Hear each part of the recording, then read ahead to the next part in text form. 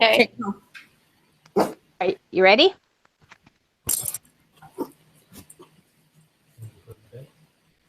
Okay, can you guys still hear me? Yeah. Yes. Okay. My name is Karen. My topic is mental illness, specifically depression and suicide. It started out as just an ordinary day for one young family, the hustle of the morning routine, three small children to dress and feed, and one to get to school on time. A husband and provider of the family kissed his wife and children goodbye, and off to work he went. Mom piled the children in the car and headed to drop the oldest child off at school. She then went about her daily routine of household chores, shopping, diapers, naps, feeding, and all the other things moms do all day. Then came a knock at the door. There stood two law enforcement officers. "Are you the wife of Matt?" asked one of them. "Yes," she replied. "I'm sorry, but your husband has taken his own life. Courtney 6, Noah 2, and Emma 1 would no longer be able to hug and kiss their daddy. Jen would no longer have a husband to help share the journey of parenthood with. The day that started just like most days had just changed in an instant. Matt had suffered with depression, a serious mental illness for many years. Mental illnesses are common in the United States. Approximately 1 in 5 adults in the U.S. or 4.8 million people experience mental illness in a given year. Serious mental illness costs America $193.2 billion in lost earnings per year. Depression affects approximately 16 million American adults. That is 7% of the population. When left untreated, it can lead to suicide. There is no one cure for depression, but there is treatment that can help. Depression changes how one functions day to day and can be disabling. Mental illness is often misunderstood and keeps people from seeking help and receiving treatment. Who gets depression? Women often go through hormonal changes and interpersonal relationships. Women feel a temporary mood disturbance after childbirth. An estimated 9 to 16% of American women experience postpartum depression. Men feel more shame and sometimes turn to drugs and alcohol. They are 4 times more likely to commit suicide than women. Symptoms of depression can include changes of sleep patterns, falling asleep, staying asleep, or waking up, changes in appetite, lack of concentration, loss of energy, lack of interest, low self-esteem, fatigue, feelings of hopelessness, suicidal thoughts or intentions. There's not a single cause for depression, but some include trauma, life circumstances, brain structure, drugs, and alcohol and medical issues, chronic thinking patterns, or other emotionally difficult experiences. Depression does not discriminate, affects people of all walks of life. It can happen to anyone. I'm sure that if mental illness has not touched you personally, you know someone it has. It is time to take a stand and encourage our family and friends that suffer to seek help. Depression is real and only in 1 in 5 seek treatment. There are many options available. They include psychotherapy, medication, brain stimulation, self-care, and complementary health approaches. How well treatment works depends on the type of depression and its severity. Because of the stigma, individuals and families are often afraid to seek help. Health providers are often poorly trained to refer people to mental health professionals, and services are often inadequately funded. Current scientific research shows that people who are receiving treatment and services for mental illness are no more violent than the population at large. Coping with depression and mental illness isn't easy. It isn't easy to watch a friend or family member suffer. Speaking up is the first step to overcoming depression and suicide. You can always chat with the National Suicide Prevention Lifeline by calling 1-800-273-8255. Therefore, public policy makes a difference in the lives of both people living with mental health conditions and people around them. The National Alliance on Mental Illness, or NAMI, is an organization that advocates for those with mental illnesses. This is an organization that would be helpful for a family advocate to be a part of. You can find out more at NAMI.org. They advocate to secure better funding for research, protecting access to treatments and services, attending to ensure that mental illness is treated equally to physical illness in most insurance plans. If you know someone that suffers with a mental illness, treat them with understanding and compassion. Realize that mental illness cannot be overcome by willpower alone. Family and friends play an important role in provision of care and helping with treatment. Suicide prevention starts with everyday heroes like you. Everybody has a role to play in preventing suicide. We all can spread awareness about suicide prevention and mental illness and save lives. Together we can make a difference. We can prevent suicide, and people like Matt, who suffered in silence for years, and all the families who have lost a loved one, that end. Good job. Good job. Thanks. Does anybody have any questions? No, but I was going to tell you that, and this is probably just something that you don't know about, and I literally just found out about this. You can actually, so you know how there's like CPR training?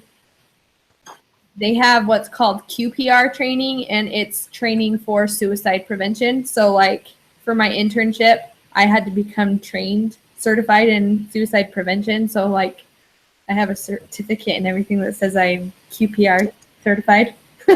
That's cool. Anyway, so that's just another way you can add to your paper or your outline that something on any level can do. Like, so the agency I work for is more of a government-based agency, so anybody can become certified. How do you go about that? What is the company that we did it through, and I think it's a nationwide company, is called Mental Health America, and it's like an hour and a half long process, and you just go through and you learn the signs and the symptoms of suicide, and then just how to talk to people and how to bring it up, like if they're wanting to, like how to say, are you wanting to kill yourself? Like it just teaches you how to do that so it's not so awkward and so hard to attempt. Anyway, I had no idea it existed until I was like forced to go by my work. Well, I read about that in researching it, but I didn't know that you had to go. Yeah. I don't really have the only person, I only know one person like distantly who has committed suicide. But I know my cousin's wife, she attempted suicide, and I know that was really hard for their family, and like you had some good information in your speech to help with that. Yeah. Mm-hmm. One question I had was like, what can a family do for like either a parent or like just like a child that is struggling with depression? Like how can they find ways to help that person that you found? I think one of the first ways is by not judging. And I know oftentimes, I hear people say, well, if they just, do this or they do that, they wouldn't be depressed. And in researching this, it's not that simple. It is an illness. Disease. It's an illness. Yes. And I think they need to be supportive. And I think that there comes a point where people need to get, help. And I think as family members or friends, you could encourage them to get help. Mm-hmm. Cool. Cool. Well, good job. Thank you. Mm-hmm. I feel like we should split up mine and Maggie's, so I can go next. We're gonna be like the same. Yeah. So, okay. And all right. My name's Maddie Sharp Pass, and my speech is on abuse. I need to start timing. Okay. My grandfather was physically and emotionally abusive to his wife and children, and I have seen the effects that it has had on our family. It got so bad to the point where my aunts, uncle, and mom were afraid of living in the same house. My grandma was afraid as well and wasn't the best at protecting the children. She would go hide because she didn't want to get lashed out at. and she did not know how to handle it. My mom was the youngest, and it wasn't until she was the only one left living at home that he finally stopped the terror. One day, my mom finally stood up to him and told him he would never lay a hand on her again. This was very eye-opening to him, and it helped him start the change to switch his life around. His other four children weren't as lucky as my mom, and they had their whole upbringing to be abusive, and that's all they knew for their child and teenage years. Luckily, my mom was able to have some good years as a youth with her father. There's always a chance for people to change their ways. My grandpa turned his life around and was able to salvage most of his family relationships. Even though it was hard and he wasn't able to fully get back what he could have, he went on to be a great husband, father, and grandfather in the last 30 years of his life.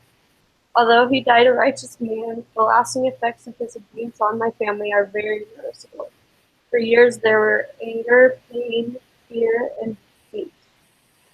Abuse is not something that anyone should take lightly. It shouldn't be common, and it shouldn't happen at all. According to the National Children's Alliance, in 2014, an estimated 1,564 children died from abuse and neglect in the United States alone. This is an average of 4 to 5 children a day. In 2015, children's advocacy centers around the country served more than 300,002 child victims of abuse, providing victim advocacy and support to these children and their families.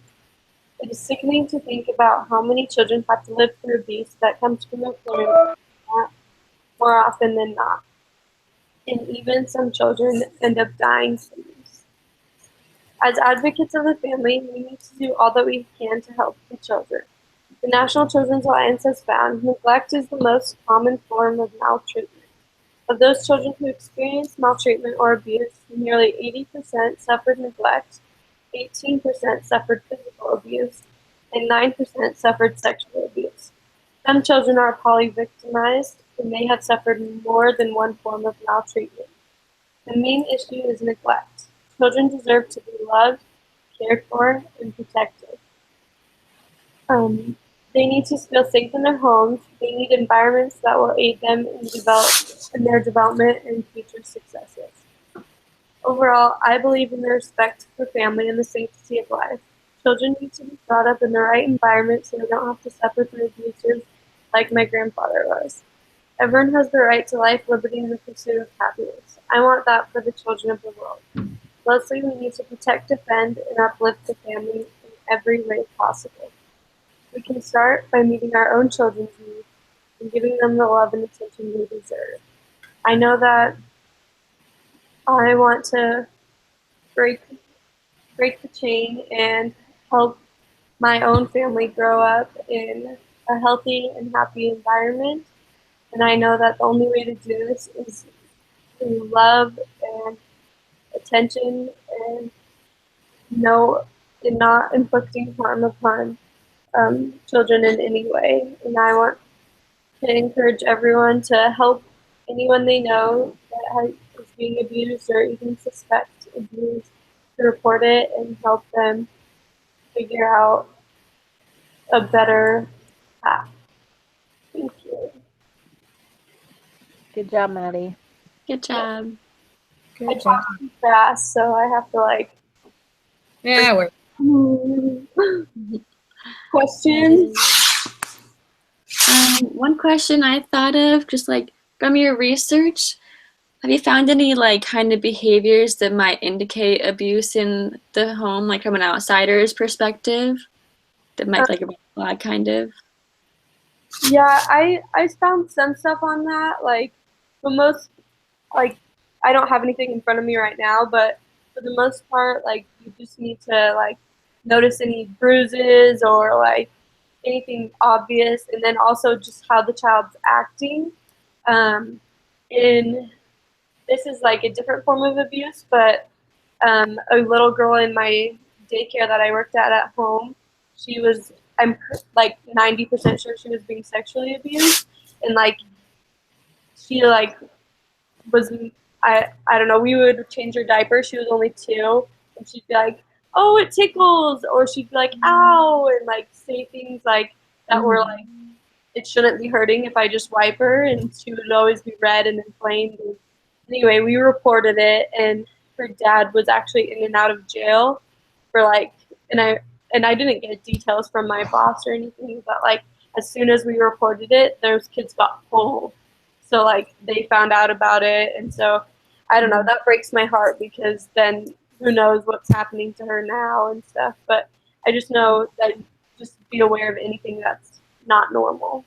Mm-hmm. Cool. I had a question. What ways are there to help kids that have been abused to overcome the abuse later in their life? Um, well, like this is supposed to be secular, so like a lot of the things that my mom did helped were through the church, but I know that there are counselors and just if they get into a safer situation, like I don't know. It's hard to think of it as just a like a non-church standpoint, but usually like I'd say like work with your bishop and have leaders help and just and then for the abuser as well, like my grandpa, he went through the atonement process and he was able to serve a mission and with my grandma and like changed his life around. So I don't know. Thank you. Yeah.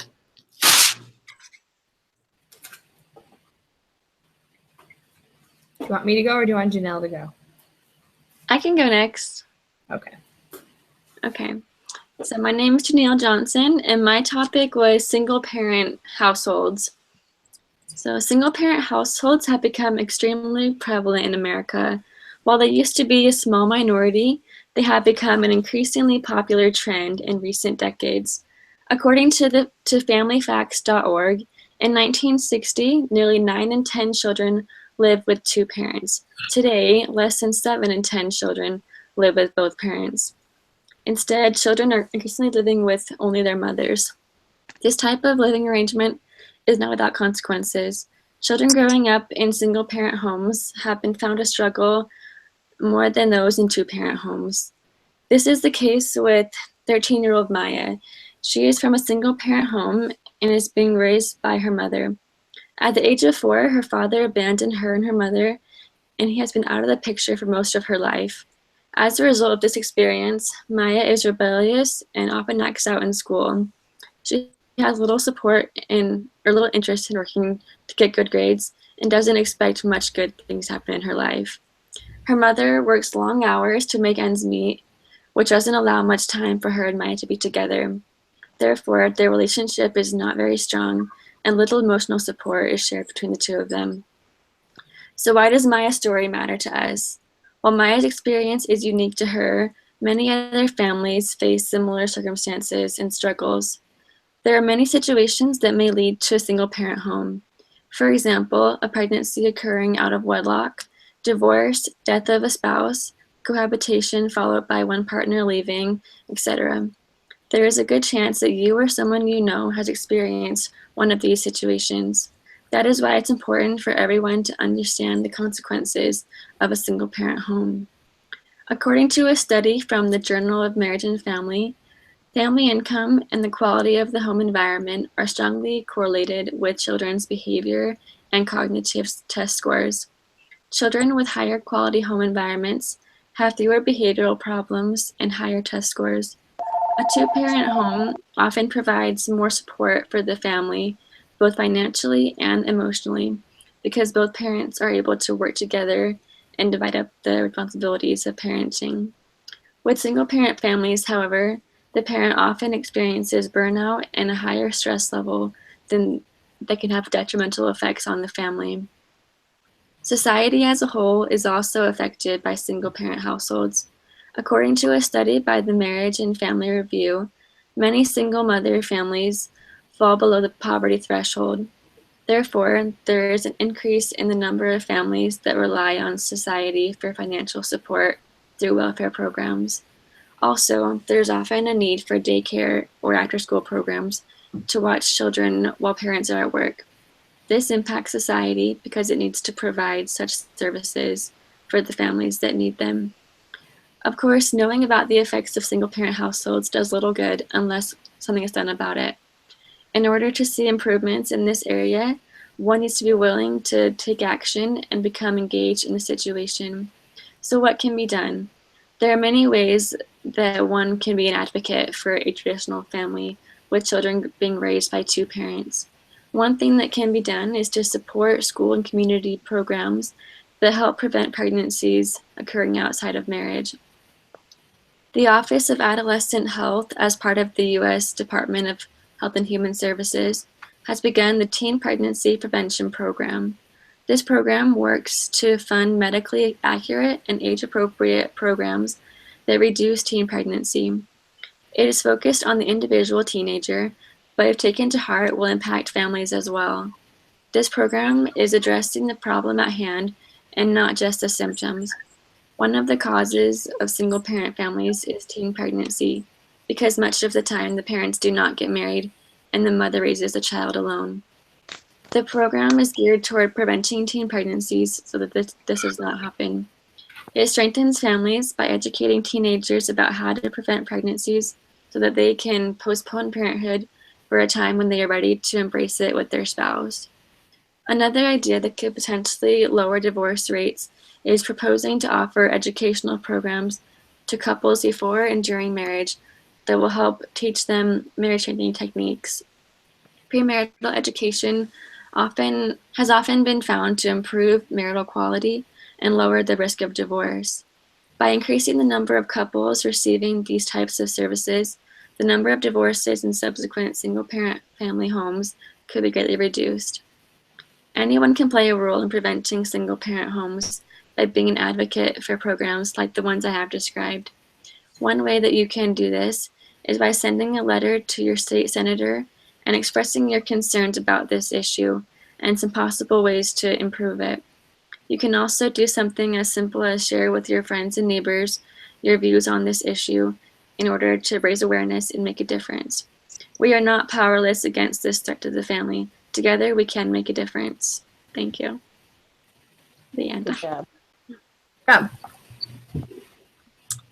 Any questions? Is there any research that shows that single parenting comes from many different ways, as you explained, but is it different? Do kids stand a higher chance of achievement when the reason they're in a single parent home is like from becoming a widow or something like that, opposed to being like a single mom or a pregnant teenager or something like that? Mm-hmm. You know, I'm sure that there is. I haven't personally researched that very much. That's a good question. But I would imagine, just from what I have studied, that when there's like never a father in the picture, or one of the parents in the picture, that would be more difficult for the children, as opposed to having one that maybe passes away or gets divorced. Because with a divorce, you still would potentially have support from both parents, just not together necessarily in the same household. So I think it's more challenging when there's never a parent in the picture. But that's just kind of not, fact, but what I would probably say to that. I know this isn't my topic. I think it depends too with like divorce, the type of how the relationship ended. Yeah. How that like when a parent is friendly with the other parent, kids actually do really well. But when the parents are fighting, then they do really poorly. And sometimes I know that research has shown that if parents stay together and they're constantly fighting, that's actually worse than being a single parent. So it just depends on the situation. Yeah. Yeah. Like my cousin is divorced and they have 4 kids together, but they're on very good terms still. Like they have dinner every Sunday night with their dad and the mom together. And so it's been really positive for the kids to see that they're still friendly and they're still respectful of each other. And so I think that's helped their family a lot to cope with the whole divorce process. So I agree with that absolutely. That's amazing. We talked about that in my marriage class today, divorce and like how it affects the children and just like what you bring onto your kids' marriages and stuff. Mm-hmm. Okay, I'll go. Okay, my name is Maggie Garner, and I, like Maddie, and did my paper on abuse and neglect. Let's see, where do I begin? So, I was never a child of abuse, but I had my two best friends who I never had fear of being beat or hurt or neglected.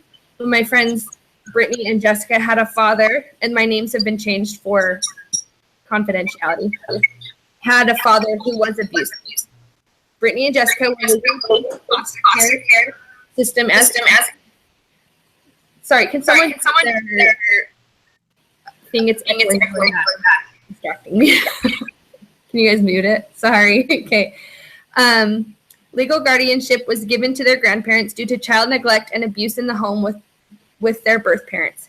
This didn't keep their dad, Larry, away completely, though. He was in and out of their lives frequently, but mainly wasn't around. It was usually due to being in jail because of intoxication and homelessness. One particular afternoon, Jessica and Brittany's grandmother, Teresa, had made mention to us that she needed to run a few errands, but that she would only be about an hour or two. We didn't worry, nor did we care. We were too busy trying to save Princess Peach from the evil fire-breathing King Bowser in Super Mario Brothers.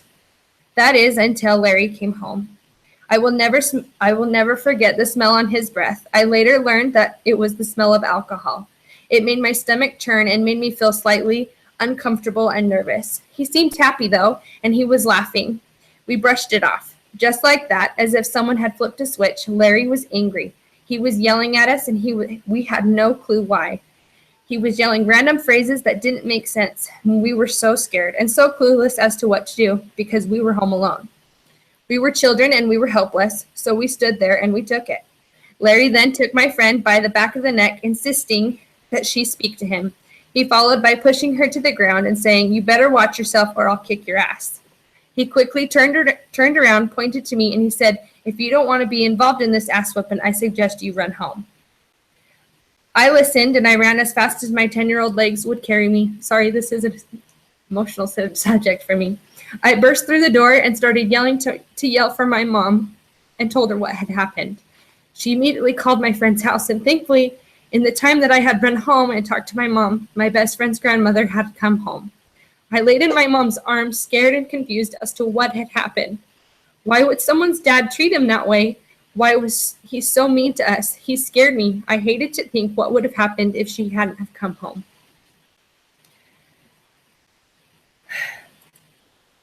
Sorry, I have to catch my breath. The United States has one of the worst records among industrial nations for losing children due to abuse and neglect. Between 4 to 5 children every day die due to child neglect and abuse.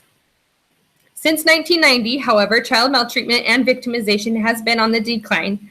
In the 26-year span, the child abuse rate has dropped a dramatic 25%. But this is not enough.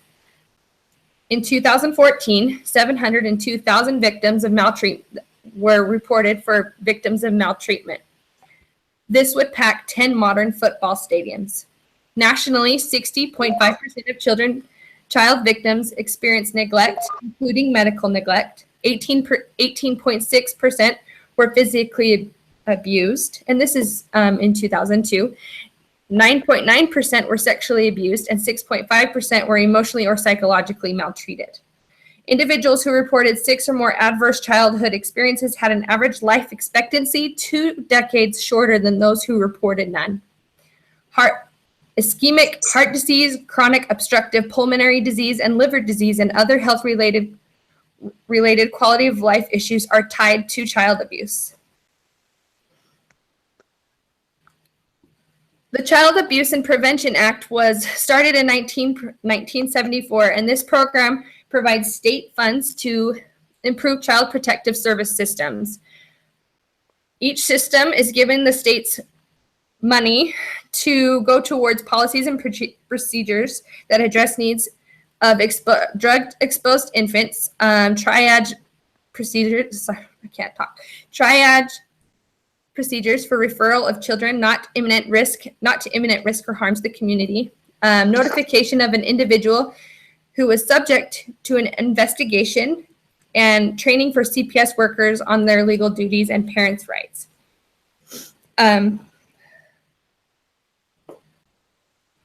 The program requires states to provide assurance in their 5-year child and family services plan that the state is operating. A statewide child abuse and neglect program that includes several new programmatic requirements. And the above things that I said were what those programs are. Another law or an act that was passed was the Abandoned Infant Assistance Act, and this bill was signed by the Secretary of Health and Human Services to make grants local to governments and for demonstration projects to provide respite care and other assistance to infants who are abandoned in hospitals, etc. Respite care is like a temporary home. Usually it's foster systems. Another bill that was enacted is the ASFA bill, and this is the Adoption and Safe Families Act. This act was signed by Bill Clinton in 1997 and was enacted to attempt correct problems that were in the foster care system. This allowed children who were in severe abuse situations to be adopted out instead of trying to be reunited with their families. This provides a safer environment and allows children to grow up in healthy and happy homes. So this leads to the question is, what can we do, and what can we do to prevent child abuse? A famous researcher, John Gottman, who researches marriage and child development, he says it is easier to build up a child than to repair an adult. When we help prevent child abuse, we are helping to build up a child. Below, there are 5 ways that we can help prevent child abuse. We need to, 1, act upon suspicions. A child's well-being may depend on it. 2, learn the signs of abuse. 3, minimize the opportunity.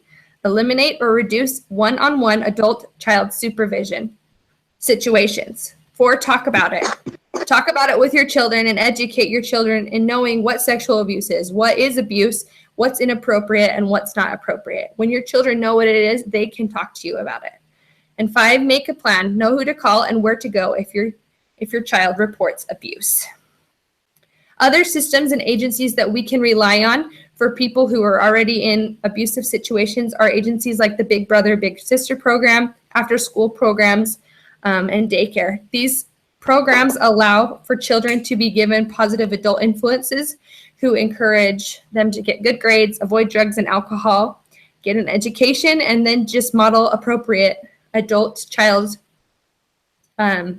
relationships. Other government agencies provide therapy and case management support to help parents that are already in DCS reported cases.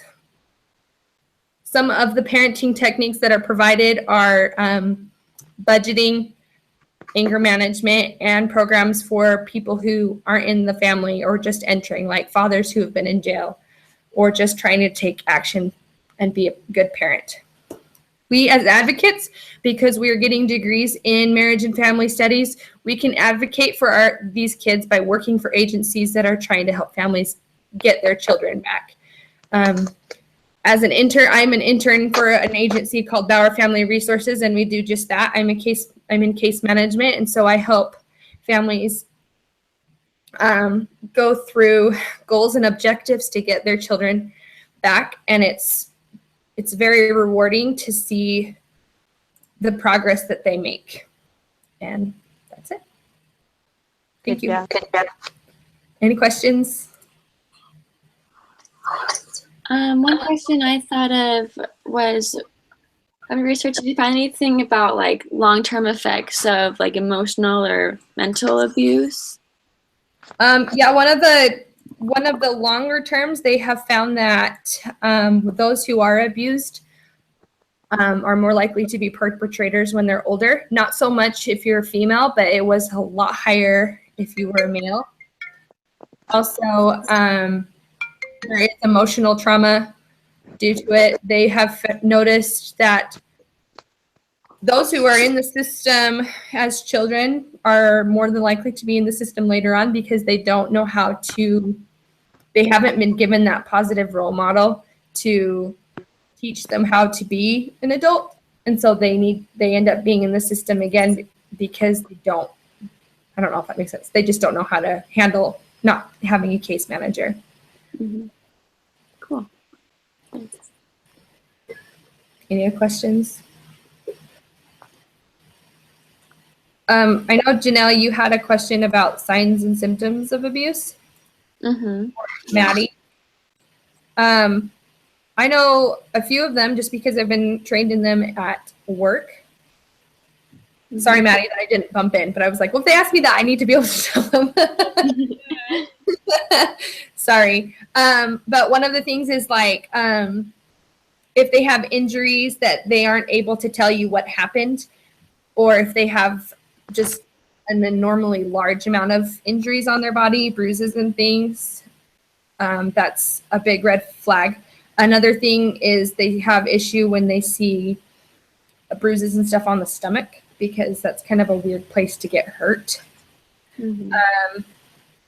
They also notice like weird injuries that have like perfect shapes, like circles and things, because then that looks more like something was used to hit them. Mm-hmm. Also like mental, like their grades change. They don't trust anybody. They flinch when you get really near them. They just don't trust adults at all. Mm-hmm. Unusual parent interaction, failure to thrive. Those are all symptoms of it. Cool. Thank you. That's really cool that you did your internship with them. Yeah, I'm doing it right now. It's pretty interesting. And one thing I was going to tell you, Karen, they do provide, at least when you're in the system, and I forgot to mention this in my speech, that if a case is made against you, so say someone calls and says you're a child abuser, DCS has to provide all of the tools necessary to get your child back. So if they recommend that you have drug screens, therapy, anger management, parenting classes, DCS has to pay for all of that because they've taken your children away and they can't not provide you the assistance needed to get them back. So I have a case where they're not necessarily, it's semi-abuse, their child is still with them, but she has severe depression because she was abused as a child, and it's been court mandated that she receive therapies 2 to 3 times a week. So she has to go to therapy 2 to 3 times a week, and DCS provides her with a therapist and they pay for it. Is that in all states? Because I did foster parenting for like 16 or 17 years, and we'd have kids and their parents were court ordered to do different things like take classes and stuff. Mm-hmm. And a lot of times it took them long to do them because they didn't have the money to pay for them, and they were required to pay for those. As far as I know, it's not, because I mean, that's pretty cruel for DCS to take your children away and say, well, if you can't afford therapy, say goodbye to your kids. I know the problem we have here is that we don't have enough therapists, so that people are on waiting lists like crazy. And so they aren't able to get their kids back as soon because they aren't able to get the therapy that they need. Yeah, because I even have a friend whose granddaughter was just returned to the parents like last month. And I know they had to pay for their own classes and stuff. Well, that's interesting. Yeah, that's in Indiana, that's a law. They can't take your kid away and then not provide ways. And then that's where the funding comes from too. They also are very strict. So like if you miss therapy, then you get strikes against you. And it looks bad in court, and more than likely they give you a time, and this could be different. You could tell me wrong. Indiana, you have 18 months to get your situation together, And at 18 months, they do what's a TPR hearing, which is terminating parental rights. And if you're showing that you're not making progress in the amount of time for a child's safety and well-being, then they can terminate those rights. So that's what I really like about the CAPTA program, is because it's based on the child, and Bill Clinton's program, it's based on the child's needs and not the parents. So the parents have the ability to get their act together, but is it in the time a child needs to have appropriate health and development? Because children develop so quickly that you can't just have them be in the foster care system for 5 years or whatever, because it creates trust, distrust, and they just do worse later in life. So, Yeah. Very interesting. yeah.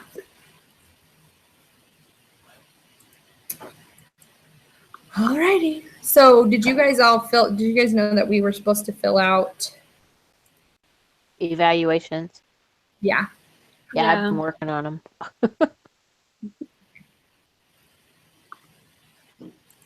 Just checking. Alrighty. So is that all we have to do? Sounds like I don't know. I think so, as far as I know.